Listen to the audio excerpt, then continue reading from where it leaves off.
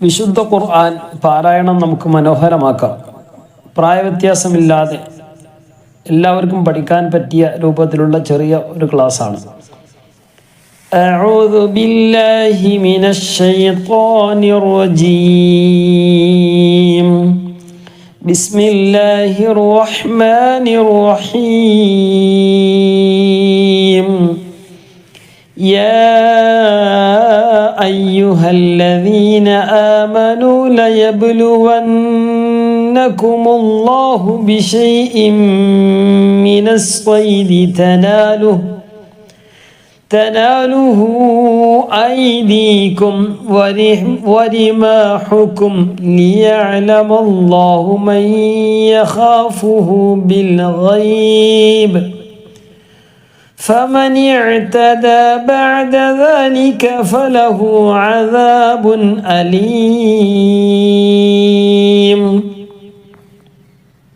സൂറത്തുൽ മാഇദയുടെ 94-ാമത്തെ ആയത്താണ്. കാണുന്നവരൊക്കെ ഒന്ന് ലൈക്ക് ചെയ്തുകൊണ്ട് കാണുക. അതുപോലെ തന്നെ മൊബൈലിലേക്ക് നോക്കുന്നവർ ഫുൾ സ്ക്രീനിലായിട്ട് കാണുക, വലിയ അക്ഷരത്തിൽ കാണുകയും ചെയ്യും ഇൻഷാ അല്ലാഹ്. അതുപോലെ തന്നെ കേൾക്കുന്ന ആളുകൾ വിശുദ്ധ ഖുർആനിലേക്ക് തന്നെ നോക്കിയിട്ട് വിരൽ വെച്ചുകൊണ്ട് നല്ലവണ്ണം ശ്രദ്ധിച്ചുകൊണ്ട് പാരായണം ചെയ്ത് പഠിക്കുക. നമ്മുടെ കൂടെ റിപ്പീറ്റ് ചെയ്ത് പഠിക്കുക. ഇൻഷാ അല്ലാഹ് നമുക്ക് 3 പ്രാവശ്യമെങ്കിലും ഖത്ബ് തീരുന്ന രൂപത്തിലാക്കണം. ഇതുവരെയുള്ള ക്ലാസ്സുകളൊക്കെ അങ്ങനെ തന്നെയാണുള്ളത്. അൽഹംദുലില്ലാ, ഒരുപാട് ആളുകൾ 4, 5, 6 പ്രാവശ്യമൊക്കെ ആവർത്തിച്ച് ഓതുകയും നമ്മുടെ കൂടെ ഖത്ബ് തീർക്കുകയും ഒക്കെ ചെയ്യുന്നുണ്ട്. അല്ലാഹു തആല എല്ലാവർക്കും മനോഹരമായിട്ട് വിശുദ്ധ ഖുർആൻ പാരായണം ചെയ്യാനൊക്കെയുള്ള തൗഫീഖ് പ്രദാനം ചെയ്ത് അനുഗ്രഹിക്കുമാറാകട്ടെ.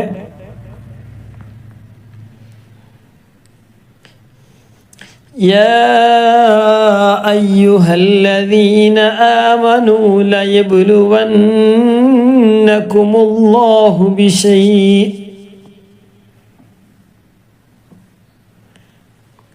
യാ അയ്യുഹല്ലദീന ആമനൂ.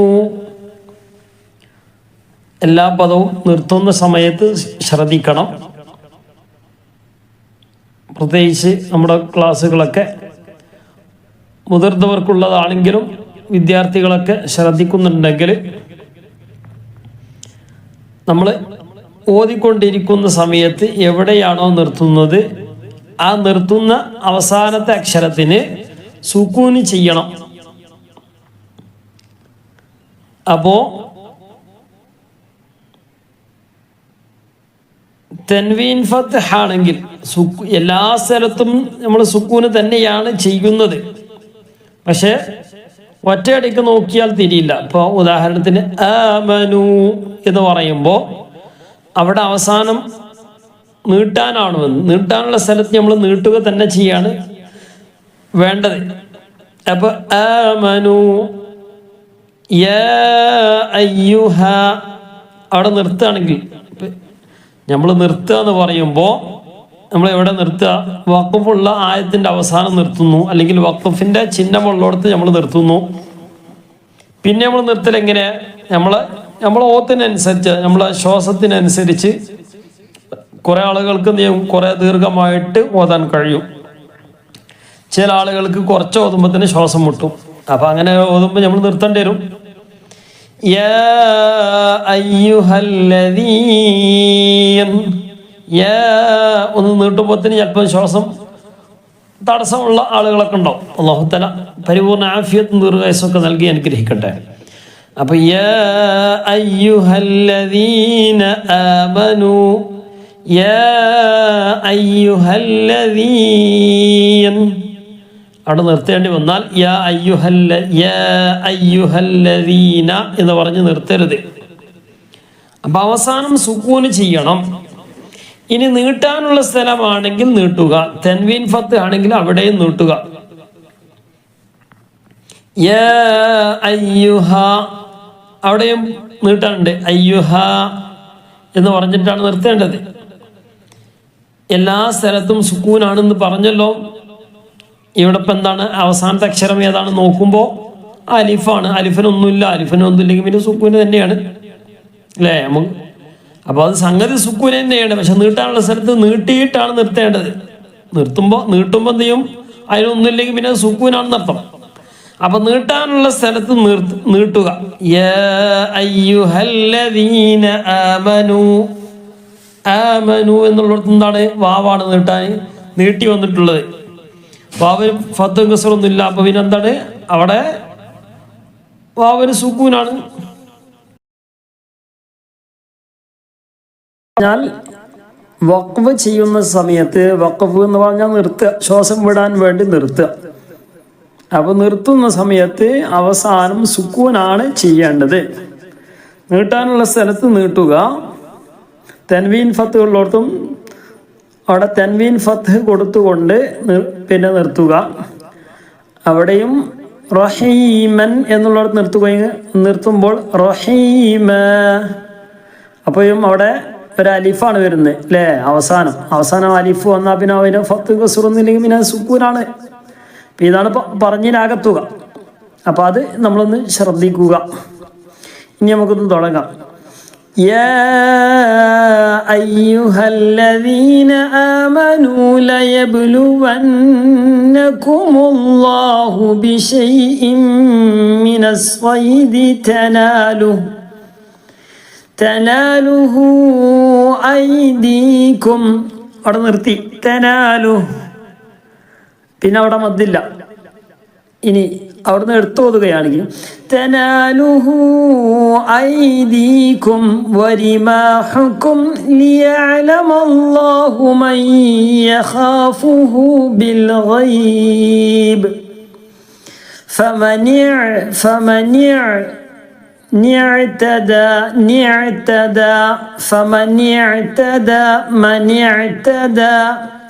ഇടയിലുള്ള വസീലിൻ ഹംസ അലിഫ് അല്ലേ. ആ അലിഫിന് ഫത്ത് കസറൊന്നുമില്ല. അതിൻ്റെ മേലെ ഒരു ചെറിയൊരു സ്വാദ് പോലത്തെ ചിഹ്നമാണുള്ളത്. ചേർത്തി വായിക്കുമ്പോൾ അത് പറയുകയില്ല. ആ അലിഫ് ഇല്ലാത്തതുപോലെ അവിടെ ഇല്ലാന്ന് സങ്കല്പിച്ചുകൊണ്ട് ഓതുമ്പോൾ എങ്ങനെയാ ഓതുക? فمن اعتدى بعد ذلك فله عذاب أليم.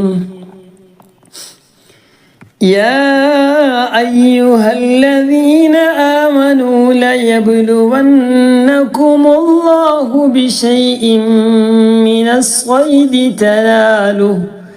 تناله أيديكم ورماحكم ليعلم الله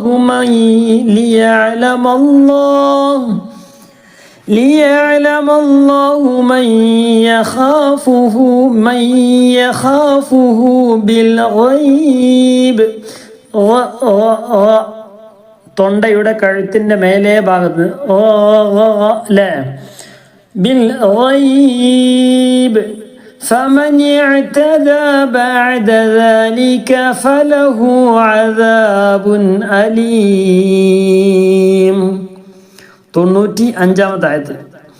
يا أيها الذين آمنوا لا تقتلوا الصيد وأنتم حرم ومن قتله منكم متعمدا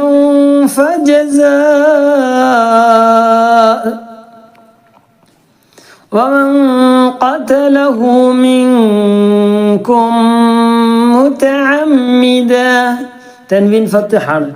അവിടെ നിർത്തുകയാണെങ്കിൽ മുതഅമ്മിദ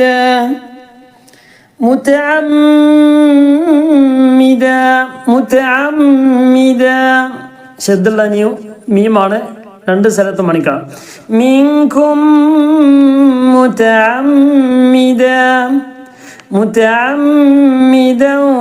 ഫജസാഉം മിസ്ലു മാ ഖതൽ مثل ما قتل من النعم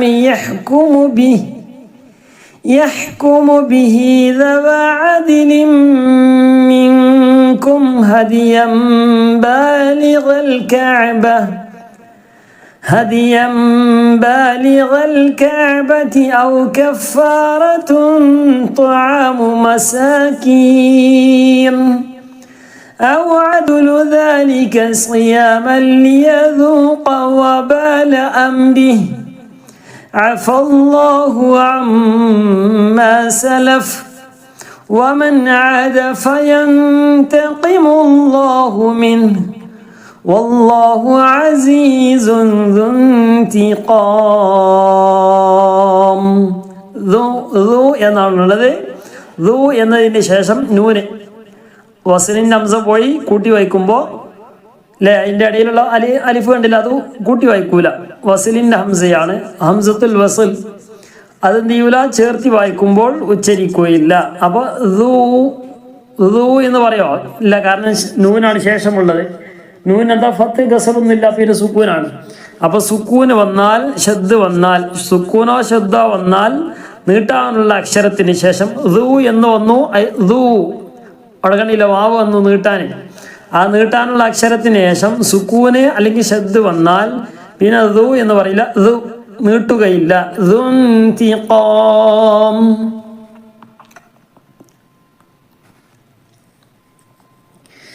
يا أيها الذين آمنوا لا تقتلوا الصيد وأنتم حرم ومن قتله منكم متعمدا فجزاء مثل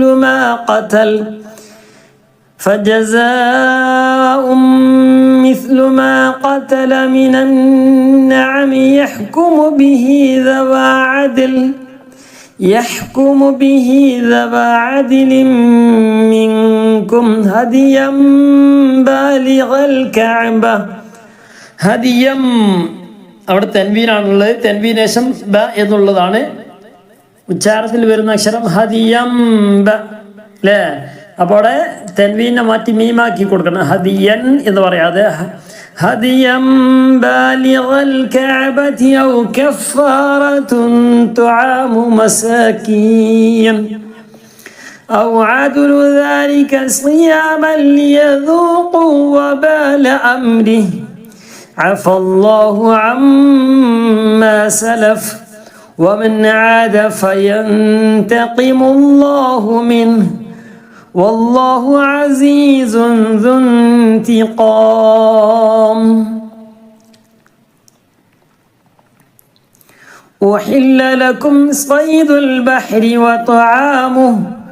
وطعامه متاعا لكم وللسيارة. മതാഅല്ല തൻവീൻ ശേഷം ലാമോ വന്നു. ലാമോ റോ വന്നാൽ മതാഅല്ല, മതാഅൻ എന്ന് പറയില്ല. മതാഅല്ലക്കും മണിക്കണ്ട, നേരെ കൂട്ടി വെച്ചിപ്പിച്ച കട്ടി കൊടുത്താൽ മതി. മതാഅല്ലക്കും വലിസ്സയ്യാറ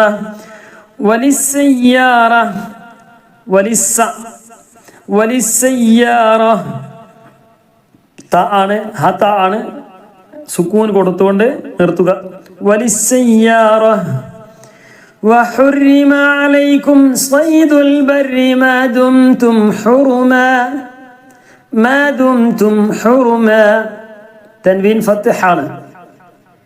ഹുറുമൻ എന്നാണുള്ളത്, നിർത്തുമ്പോൾ ഹുറുമാ.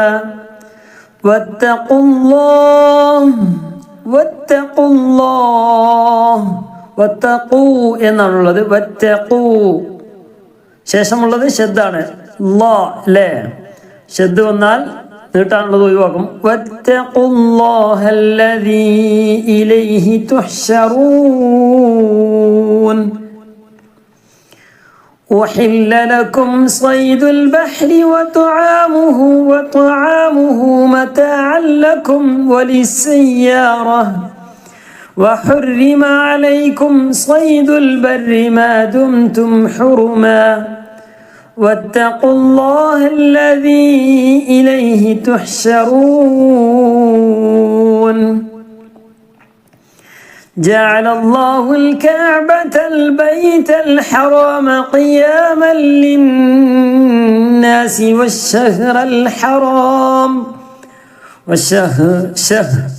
والشهر الحرام والهدي والقلائد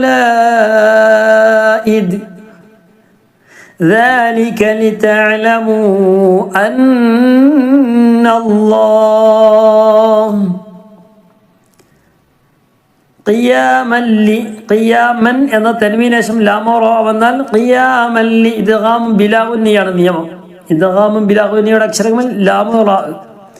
ഖിയാമൻ ലിന്നാസി വശ്ശഹ്റൽ ഹറാം വശ്ശഹ്റൽ ഹറാമ വൽ ഹദിയ വൽ ഖലായിദ് ذلك لتعلموا أن الله يعلم ما في السماوات وما في الأرض وأن الله بكل شيء عليم. جعل الله الكعبة البيت الحرام قياما للناس والشهر الحرام والشهر الحرام والهدي والقلائد അക്ഷരത്തിന് ശേഷം ഇ എന്ന് വന്ന് ഹംസ വന്ന് അതേ വാക്കിലാണ്, മദ് മുത്തസിലാണ്. ذلك لتعلموا أن الله يعلم ما في السماوات وما في الأرض وأن الله بكل شيء عليم.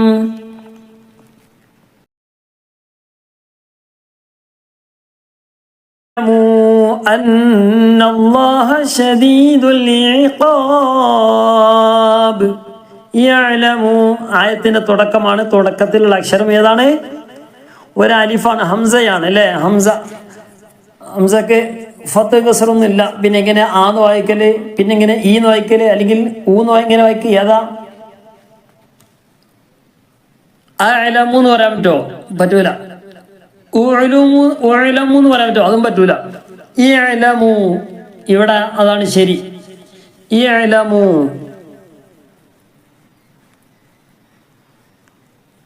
അല്ലേ? മൂന്നാമത്തെ അക്ഷരം ലാമാണ്. ലാമിന് ഫത്ത് കസർ ആണെങ്കിൽ എല്ലാ പദങ്ങൾക്കല്ല ശാല. അത് അതിൻ്റെ ഏകദേശം ഗ്രാമർ കുറച്ചെങ്കിലും അറിയുന്ന ആളുകൾക്ക് തിരിയും, അല്ലാത്ത ആളുകൾക്ക് അതിനാണ് ഉസ്താദുമാരിൽ നിന്ന് കേട്ട് തന്നെ പഠിക്കണം എന്ന് പറയുന്നത്. ഷുദൂർ ആ തുടക്കം മുതൽ അവസാനം വരെ നമ്മൾ കേട്ട് തന്നെ പഠിക്കണം. ഏതെല്ലാം ഒരു ഏകദേശം 75-80% ഈ മൂന്നാമത്തെ അക്ഷരം നോക്കിയിട്ട് നമുക്ക് തിരിയും. മൂന്നാമത്തെ അക്ഷരം ഫത്ഹ കസർ ആണെങ്കിൽ ഈ വസലിൻ്റെ ഹംസക്ക് കസർ കൊടുക്കണം. ലൊമ്മാണെങ്കിൽ ലൊമ്മ കൊടുക്കുക. ആന്ന് എപ്പോഴാണ് വരിക? അലിഫും ലാമും ഉണ്ടെങ്കിൽ, തുടക്കത്തിൽ അലിഫും പിന്നെ അത് കഴിഞ്ഞിട്ട് ലാമും ഉണ്ടെങ്കിൽ മാത്രമേ ആ എന്ന് വരികയുള്ളൂ. അല്ലെങ്കിൽ ഈന്നോ ഊന്നോ വരുള്ളൂ.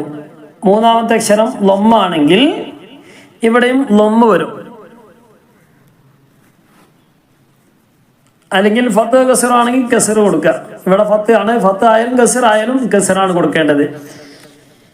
اعلموا أن الله شديد العقاب وأن الله غفور رحيم. ഇവിടെ കണ്ടില്ല, തൻവീനേശം റാ വന്നു. ഗഫൂറുൻ എന്ന തൻവീനേശം റാ വന്നു. ഗഫൂറുർ റഹീം. اعلموا أن الله شديد العقاب وأن الله غفور رحيم. ما على الرسول إلا البلاغ والله يعلم ما تبدون وما تكتمون. ما على الرسول إلا البلاغ ما على الرسول إلا البلاغ والله يعلم ما تبدون وما تكتمون. والله يعلم ما تبدون وما تكتمون. നൂറാമത്തെ ആയത്താണ്. ഖുല്ല ഖുല്ല ആദ്യത്തെ ലാമ് പറയില്ല, രണ്ടാമത്തേലേക്ക് കൊടുത്തുകൊണ്ട് ഖുല്ല قل لا يستوي الخبيث والطيب ولو أعجبك كثرة الخبيث فاتقوا الله يا أولي الألباب لعلكم تفلحون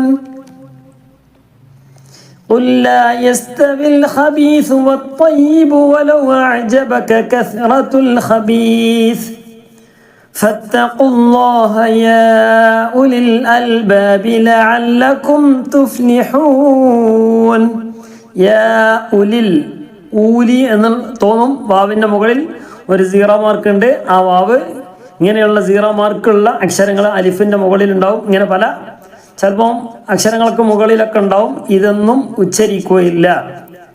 യാ ഉലിൽ അൽബാബ്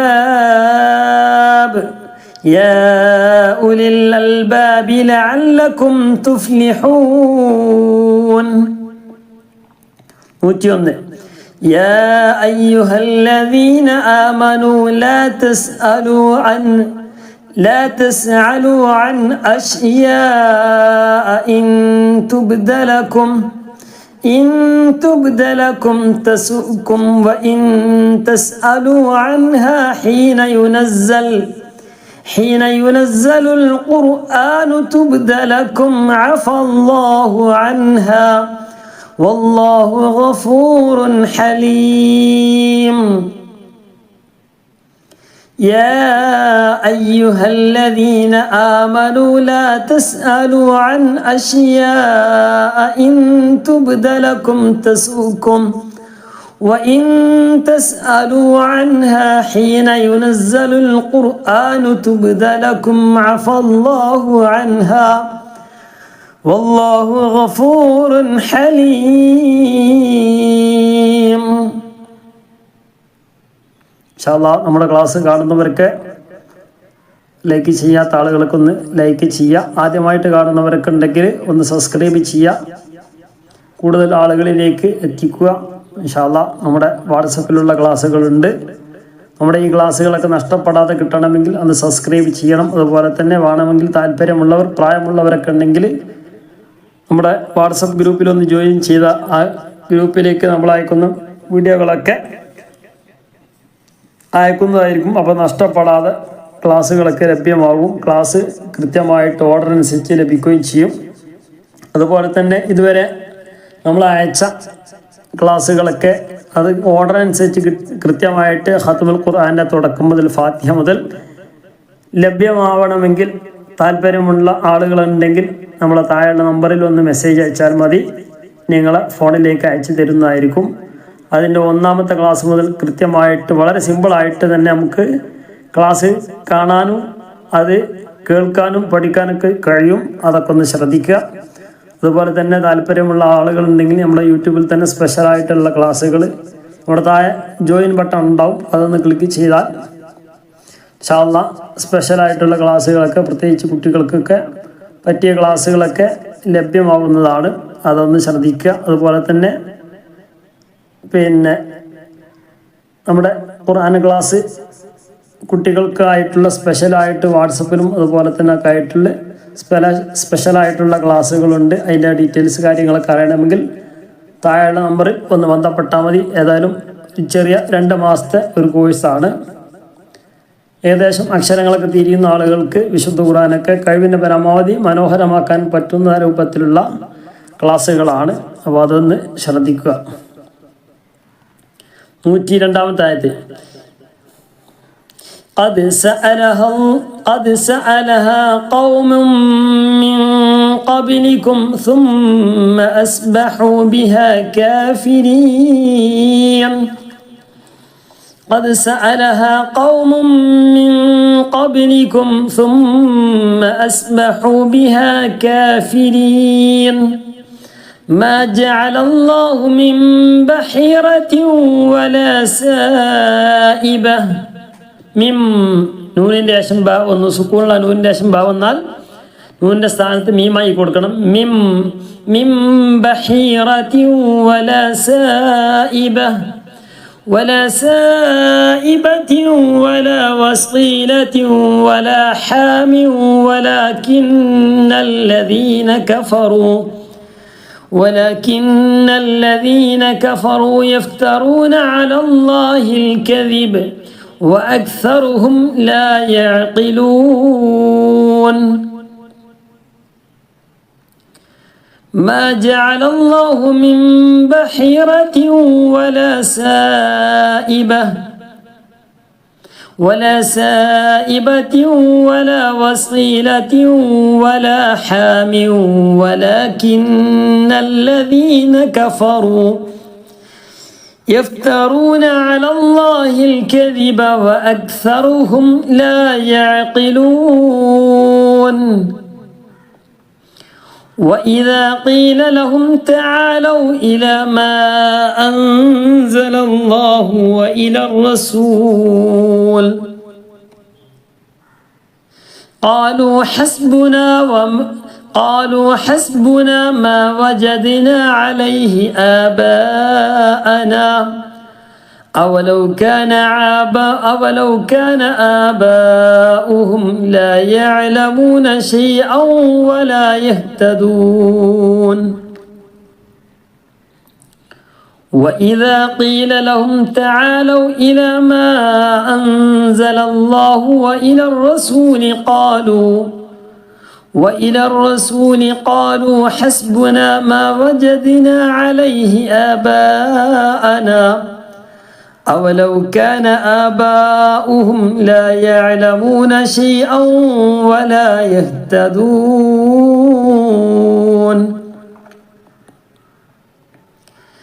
105 يا أيها الذين آمنوا عليكم أنفسكم أن എന്ന് പറയുമ്പോൾ അൻ നാവിൻ്റെ മേലേ ഭാഗം നാവിൻ്റെ തലഭാഗം മേലേ ഭാഗത്ത് തട്ടുന്നില്ലേ അൻ അവിടെ നിന്ന് പറഞ്ഞു നിർത്തി നോക്കി അൻ നാവ് ഇപ്പോൾ എവിടെയുള്ളത് അൻ ആ ഭാഗത്ത് തട്ടാതെ പറയുന്ന രൂപമാണ് അൻ എന്ന് പറയാതെ അൻഫുസകും ലാ യദുറുകും മൻ ളല്ല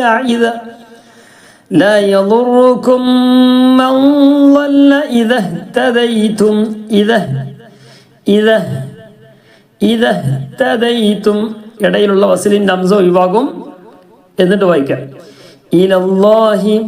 ഇലല്ലാഹി മർജിഉകും ജമീഅൻ ഫയുനബ്ബിഉകും ബിമാ കുൻതും തഅമലൂൻ يا أيها الذين آمنوا عليكم أنفسكم لا يضركم من ضل إذا اهتديتم إلى الله مرجعكم جميعا فينبئكم بما كنتم تعملون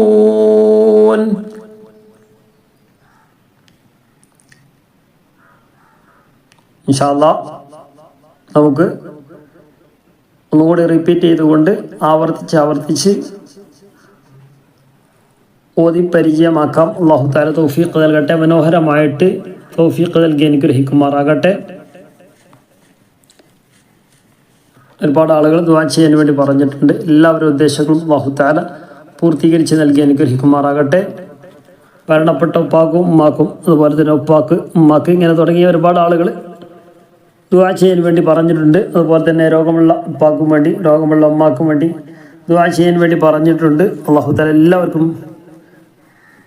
ജീവിച്ചിരിക്കുന്ന എല്ലാവർക്കും പരിപൂർണ്ണ ആഫിയത്തും ദീർഘായുസ്സും സിഹത്തും ഖുവ്വത്തും ശിഫാവും സലാമത്തും അല്ലാഹു തആല ഖൈറും ബറക്കത്തും റാഹത്തും സന്തോഷം നൽകി അനുഗ്രഹിക്കട്ടെ. മരണപ്പെട്ടവർക്കെല്ലാം കൊണ്ടും റാഹത്തും മഗ്ഫിറത്തും മർഹമത്തും നൽകി അനുഗ്രഹിക്കുമാറാകട്ടെ. ദുആ കൊണ്ട് വസിയത്ത് ചെയ്ത ആരെല്ലാം ഉണ്ട് അവർക്കൊക്കെ റഹ്മാനെ റബ്ബ് അവരുടെയൊക്കെ എല്ലാവിധ എന്തൊക്കെ ഉദ്ദേശങ്ങളാണോ ആ ഉദ്ദേശങ്ങളൊക്കെ നീ പൂർത്തീകരിച്ച് നൽകണേ, പൂർത്തീകരിച്ച് കൊടുക്കണേ റഹ്മാനെ. നീ പൂർത്തീകരിച്ച് കൊടുക്കണേ റഹ്മാനെ. ഞങ്ങളിലും ഞങ്ങളുടെ കുടുംബത്തിലും മക്കളിൽ ആരോഗ്യത്തിൽ ഇബാദത്തുകളിൽ ഞങ്ങളുടെ കുടുംബജീവിതത്തിൽ ഞങ്ങളുമായി ബന്ധപ്പെട്ട എല്ലാ കാര്യങ്ങളിലും വീട്ടിലും നാട്ടിലും റഹ്മാനെ റബ്ബെ എല്ലാം കൊണ്ടും ബറക്കത്ത് നൽകി അനുഗ്രഹിക്കണേ റഹ്മാനെ. മഹബത്തിനെ ഞങ്ങളിൽ നീ വർദ്ധിപ്പിക്കണേ റഹ്മാനെ. പൂർണ്ണ ഹിദായത്തിലായിക്കൊണ്ട് ഈമാനിലായിക്കൊണ്ട് അടിയുറച്ചുകൊണ്ട് ജീവിക്കാനുള്ള തൗഫീഖ് നീ പ്രദാനം ചെയ്യണ റഹ്മാനെ. ഈ തൗഫീഖ് പ്രദാനം ചെയ്യണ റഹ്മാനെ.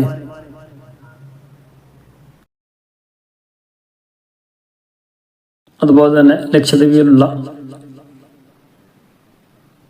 ഒരു സഹോദരി ഉപ്പാക്ക് കിഡ്നി സംബന്ധമായ അസുഖമാണെന്ന് പറഞ്ഞു. ഷിഫയാകാൻ വേണ്ടി ദുആ ചെയ്യാൻ വേണ്ടി പറഞ്ഞിട്ടുണ്ട്. അല്ലാഹു തആല പരിപൂർണമായിട്ടും ഷിഫ നൽകി അനുഗ്രഹിക്കുമാറാകട്ടെ. എന്ത് രോഗമാണെങ്കിലും എന്ത് പ്രയാസമാണെങ്കിലും അതെല്ലാം നീക്കി അല്ലാഹു തആല അവർക്ക് ആഫിയത്തും ദീർഘായുസ്സും പ്രദാനം ചെയ്ത് അനുഗ്രഹിക്കുമാറാകട്ടെ. അതുപോലെ തന്നെ ആരെല്ലാം രോഗികളായി കിടക്കുന്നുണ്ടോ അവർക്ക് രോഗങ്ങൾ പരിപൂർണമായിട്ട് നീ ഷിഫയാക്കണ റഹ്മാനെ. ആജിലായ ഷിഫ നൽകണ റഹ്മാനെ. കാമിലായ ഷിഫ നൽകണ റഹ്മാനെ.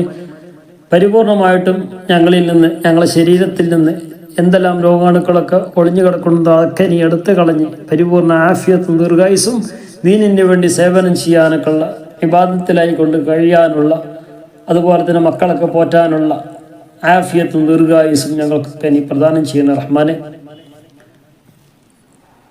നമ്മിലൊന്ന് ജീവിച്ചിരിക്കുന്ന മാതാപിതാക്കൾ റഹ്മാനെ റബ്ബ് അവർക്ക് നീ ആഫിയത്തും ദീർഘായുസ്സിനി പ്രദാനം ചെയ്യുന്ന റഹ്മാൻ. അവരെ തണലിലായി പൊരുത്തത്തിലായി ധാരാളം കാലം ജീവിക്കാനുള്ള തൗഫീഖ് നീ പ്രദാനം ചെയ്യുന്ന റഹ്മാനെ. അതുപോലെ തന്നെ മരണപ്പെട്ടു പോയവർക്ക് എല്ലാം കൊണ്ടും അവരുടെ ഖബറാനന്തര ജീവിതം അല്ലാഹുവേ നീ സന്തോഷത്തിലാക്കി കൊടുക്കണേ. അല്ലാഹ് നീ റാഹത്തിലാക്കി കൊടുക്കണേ റഹ്മാനെ. നീ സന്തോഷത്തിലാക്കി കൊടുക്കണേ റഹ്മാനെ.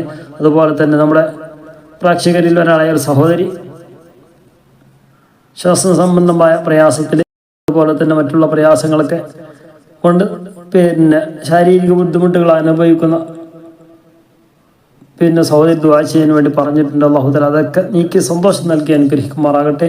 ഇങ്ങനെ ആരെല്ലാം ദുആ കണ്ട് വസിയത്തിന് അവരുടെയൊക്കെ എല്ലാവിധ ഉദ്ദേശങ്ങളും നീ പൂർത്തീകരിച്ച് നൽകണേ അല്ലാഹ്. ബിസ്മില്ലാഹിർ റഹ്മാനിർ റഹീം.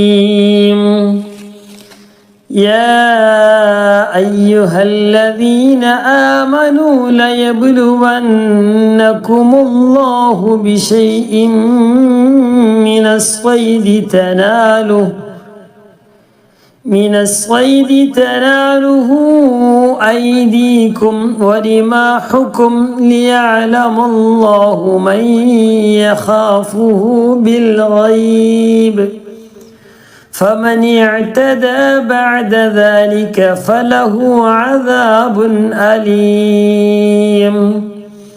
يا أيها الذين آمنوا لا تقتلوا الصيد وأنتم حرم ومن قتله منكم متعمدا فجزاء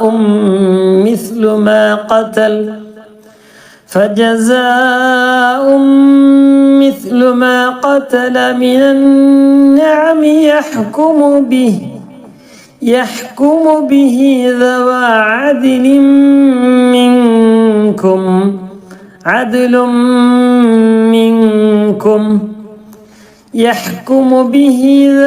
عدل منكم هديا بالغ الكعبة أو كفارة طعام مساكين أو عدل ذلك صياما ليذوق وبال أمره عفى الله عما سلف ومن عاد فينتقم الله منه والله عزيز ذو انتقام.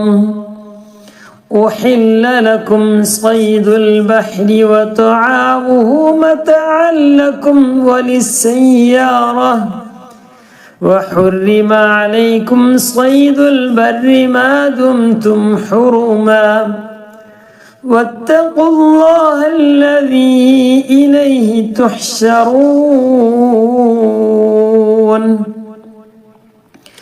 جعل الله الكعبة البيت الحرام قياما للناس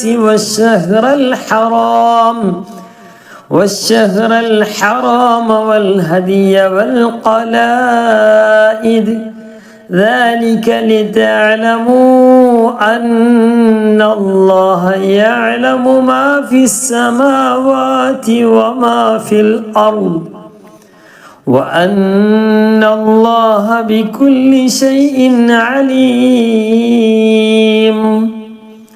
اعلموا أن الله شديد العقاب وأن الله غفور رحيم ما على الرسول إلا البلاغ والله يعلم ما تبدون وما تكتمون قل لا يستوي الخبيث والطيب ولو أعجبك كثرة الخبيث فاتقوا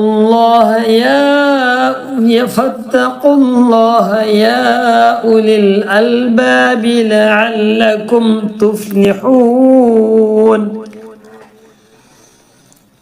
يا أيها الذين آمنوا لا تسألوا عن أشياء إن تبد لكم تسؤكم وإن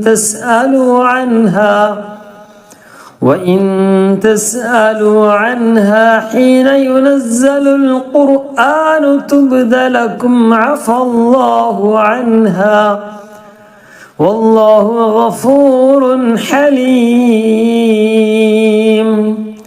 قد سألها قوم من قبلكم ثم أصبحوا بها كافرين ما جعل الله من بحيرة ولا سائبة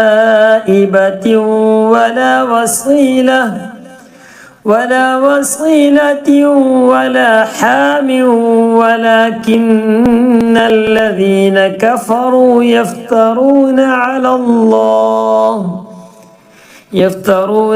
الله الكذب وأكثرهم لا يعقلون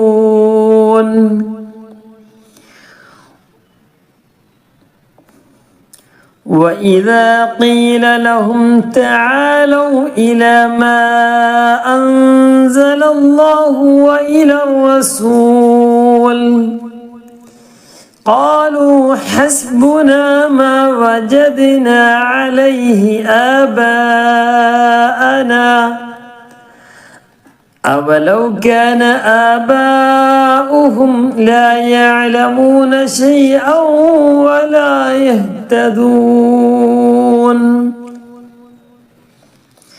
يا أيها الذين آمنوا عليكم أنفسكم لا يضركم من ضل إذا اهتديتم إلى الله مرجعكم جميعا فينبئكم بما كنتم تعملون